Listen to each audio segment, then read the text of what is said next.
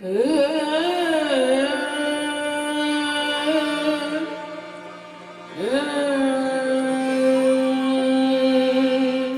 غازی یہ تیرے پر اسرار بندے جنہیں تو نے بخشا ہے ذوق گدائی، دو نیم ان کی ٹھوکر سے صحرا و دریا، سمٹ کر پہاڑ ان کی ہیبت سے رائی۔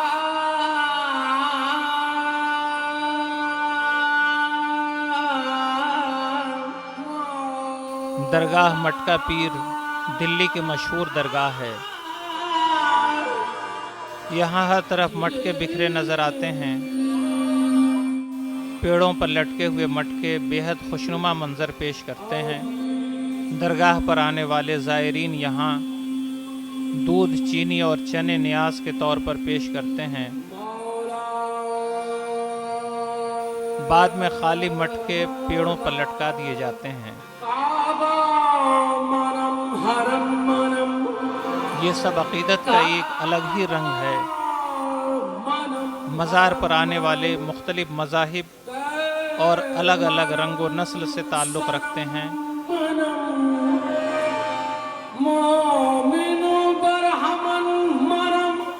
مگر باوجود اس کے ایک رسم کے طور پر یہاں لوگ مٹکے پیش کرتے ہیں۔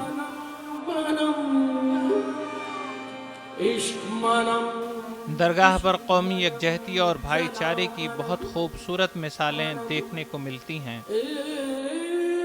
یہاں کسی بھی مذہب کے آنے والوں پر کوئی پابندی نہیں۔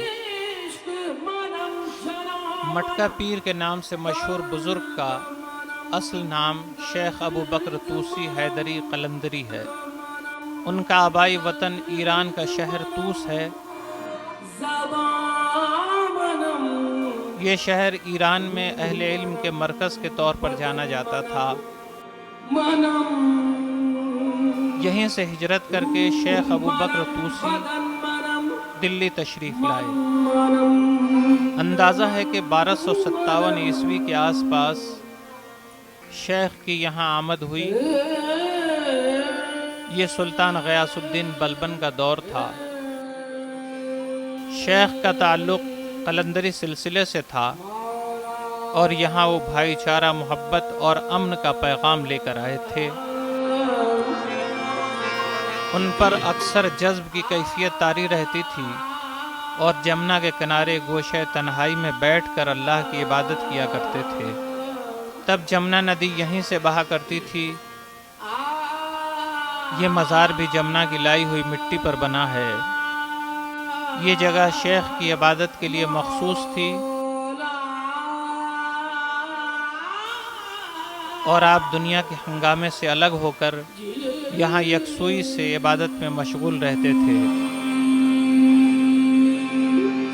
عوامی روایتوں کے مطابق شیخ عہد بلبن میں ایک اتفاقی واقعے کے بعد لوگوں کی نظر میں آئے۔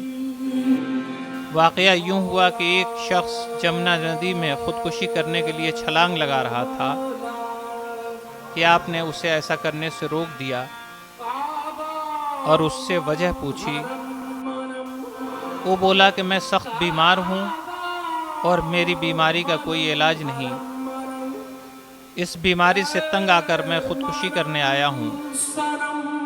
شیخ نے اسے ایسا کرنے سے منع کیا اور اسے تسلی دیتے ہوئے کہا کہ اللہ پر بھروسہ رکھو، میں اس سے دعا کرتا ہوں، امید ہے کہ وہ دعا قبول فرمائے اور تمہاری بیماری ٹھیک ہو جائے۔ اس کے بعد آپ نے اللہ سے دعا کی اور اس کی بیماری درست ہو گئی۔ اس واقعے کی شہرت دلی میں ہوئی تو لوگ بڑی تعداد میں آپ کے پاس دعا کرانے آنے لگے۔ آپ سب کے لیے دعا کرتے اور ان کی مرادیں پوری ہو جاتی۔ آپ کے پاس آنے والوں میں ہر مذہب کے لوگ ہوتے تھے۔ یہاں کبھی کسی کو آنے سے نہیں روکا جاتا تھا اور آج بھی یہ سلسلہ جاری ہے۔ اصل میں صوفیوں کا پیغام ہی محبت کا پیغام ہے، انسانیت کا پیغام ہے۔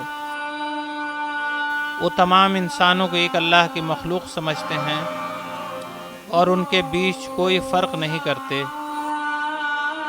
وہ مذہب کا فرق کیے بغیر ہر آدمی کے کام آنے کو ہی انسانیت کا مذہب قرار دیتے ہیں۔ शेख अबू बकर तूसी का भी यही तरीक़ा था। कहा जाता है कि जब आपकी शोहरत सुल्तान गयासुद्दीन बलबन तक पहुंची तो उसने इम्तिहान के इरादे से आपके पास कुछ लोहे की गोलियां और मिट्टी के ढेले भेजे।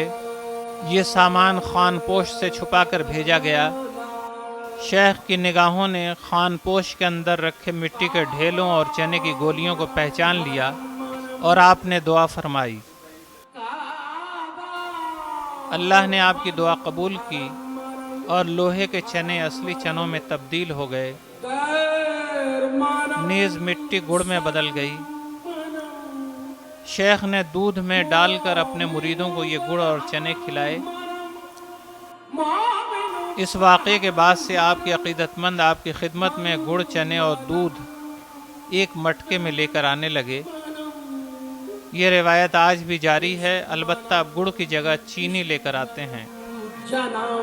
इस दरगाह की तामीर आज से लगभग 778 साल कबल हुई थी, मगर वक्त और हालात के तहत इसकी तामीर जदीद भी होती रही।